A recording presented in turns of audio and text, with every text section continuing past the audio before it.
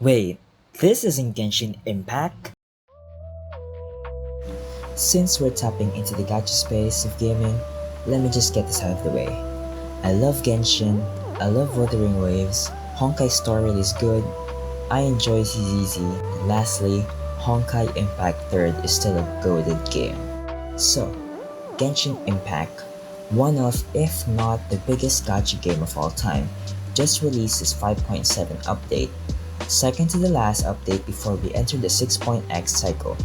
And if you weren't aware, Genshin Impact has been under fire lately, not only by its player base, but also other communities for its lackluster updates the past few months and the 50-50 reception on the newest region, Natlan. Being accused of simply catering to gooner bait to attract players, ignoring fan suggestions, and just simply producing boring quests and events lacking in any real content. Some events even being completely paid to win and predatory, focusing on certain characters to be completable, which became the final straw for many players considering the very high bar Fontaine set for the future nations, being tiled as the best region by many players. So the gap in quality definitely validates many of the fans' cries and frustrations. And that brings us to 5.7. Being one of the final patches, the expectations were high, especially with the release of one of the most anticipated characters in all of Genshin, Skirk, Master of Child and student of one of the five sinners, Sertologi. This patch follows an update that brought a long-awaited return to Mondstadt through the Windbloom Festival, and an Archon quest regarded as one of the best Archon quests, Paralogism. So the expectations were high, sure, but that was still lurking around the players' minds considering Hoyo doesn't really have a good track record when it comes to consistency with their patch quality, often releasing filler patches in between versions. But did Hoyo actually deliver back-to-back banger updates? Now, let's get this out of the way. I'm only going to be talking about the major stuff like Archon quests, Space and Time for You, and the events presented to us. I'll avoid talking about other things because honestly, most of the other details don't really impact the game too much if you're just someone who plays casually. To start things off, the Archon quest was fantastic, to say the least. Was it predictable? Yes. For me it was. It was very similar to the Carabear quest back in Sumeru, where the story revolves around, of course, you and your Abyss sibling, but also a Planarion turned Hilichurl. It was very obvious from the start, all points led to Leerdith being the Hilichurl at the start, so it wasn't much of a twist to me and some other players at least when it was revealed who she was. But this doesn't really remove points from the quest. It was still pretty good even with a predictable plot. Predictable doesn't always mean bad after all. This quest was definitely lore heavy though, so I'll try to explain it in Razor language. Our sibling arrives at the end of this quest telling us that she was not only the Princess of Caria, but she was also its savior. We arrived into that separately. Our Abyss sibling woke up before us with amnesia, while we continued to hibernate. She only began to remember us as she spent time being the princess, but then the cataclysm struck. She was destined to be Caria's savior, according to their prophecy, but that is when Leerdith found her and told her that we were looking for her, and that we were alive, without knowing that we are 500 years apart though. So she made the choice to leave Caria and look for us instead. She then wakes us up from hibernation, us from 500 years ago, which brings us to the game's intro where we meet the unknown god. She then sends her Abyss sibling back to Teyvat after the cataclysm where they meet Ainsleaf and they embark on their journey, and us 500 years into the future, setting the time loop. That was too much information. I know. I don't even know if I got everything right, so if I made any mistakes, please let me know down in the comments section. This quest was fun, from Paimon's interactions with Leerdith, Lali getting all jealous, the lore drops, and getting to see a recreation of the Cataclysm but in Natlan. It was definitely a huge step up from 4.7's Dane quest in my opinion, because the 4.7 Dane quest definitely had that annoying ending of the siblings having an amnesia and not remembering everything. My only problem with it is that it definitely could have been more, but it left me satisfied enough to give that 9 out of 10. This alone is enough to make me say that 5.7 is worth to play, even if it's just a short quest, especially if you're someone invested in Genshin's story. Now, let's move to Skirk and her story quest. Skirk as a character is definitely amazing, gameplay-wise and in lore.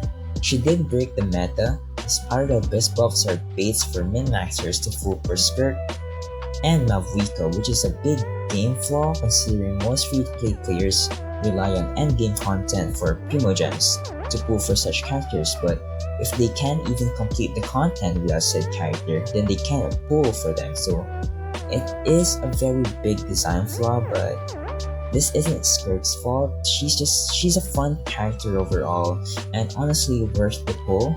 This is simply just Hoyo and their greediness trying to inflate banner sales, as per usual. For story quests though, this is where I think the patch falls short. Lore-wise it was great, getting to know Skirk on a much more personal level, and unlike most of Genshin's story quests, this one actually focused on Skirk, and not some random NPC that you'd forget 5 minutes after completing the quest. But the problem I have with this quest is, it's 2 hours long, and you spend 1 hour of it, yes, 1 hour of the quest, in a training arc, which gets very repetitive fast, to the point where it was kind of annoying. The mechanic presented to us here isn't even unique. It's just a reskin of an Atlan mechanic, but instead of getting up close and deactivating it, you just shoot it with your pathetic bubble gun. Now, I won't say much about it because story quests doesn't really impact the game too much. These are mostly just for people heavily invested in a character, or broke people like me who rely on story quests to get those 60 Primo Gems, baby. Woo! Overall, Skirk's story quest was mid. Solid 7 out of 10 for me. Now let's talk about the events. The events for the first phase of 5.7 were simple, but honestly fun. Don't take up too much time and it's honestly easy to get familiar with, even if you don't read the tutorial considering they're based off other popular games.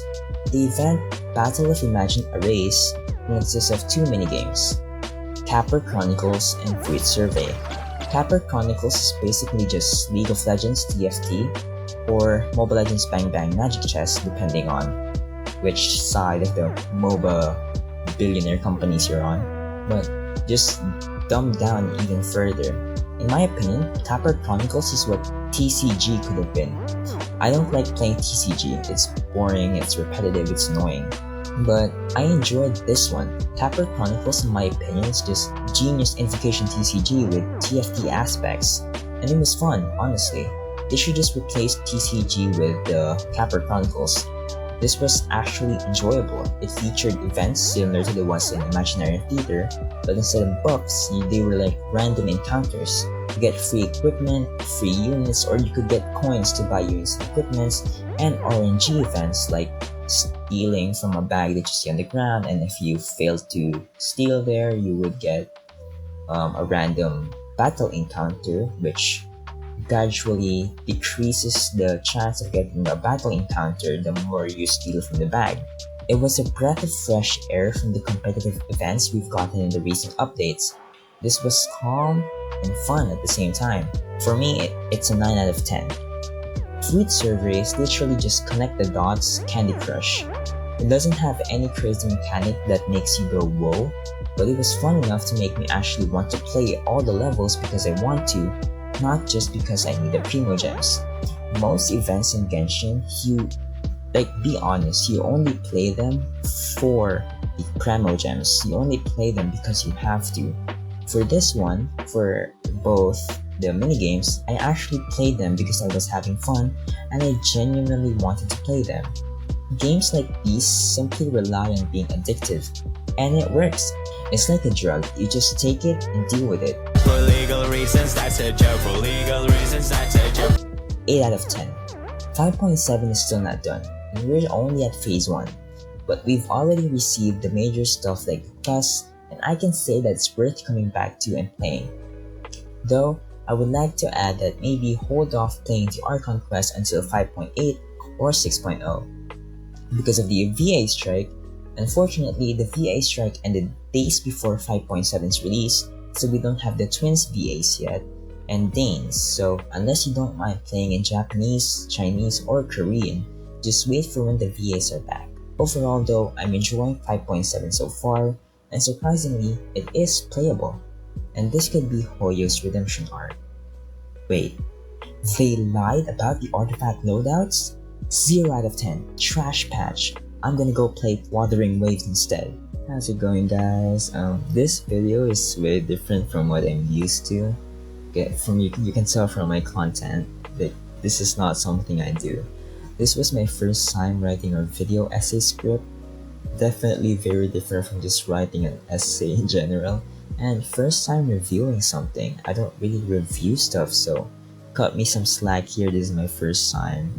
Not very good at this. And so if you like this video, leave a like and subscribe. And comment down on your opinions about 5.7 so far down below. And I'll make sure to improve next time. Both on editing, script writing, everything else. Next video is I promise it's gonna be an improvement from this one, and I'll see you guys next time. Johnny.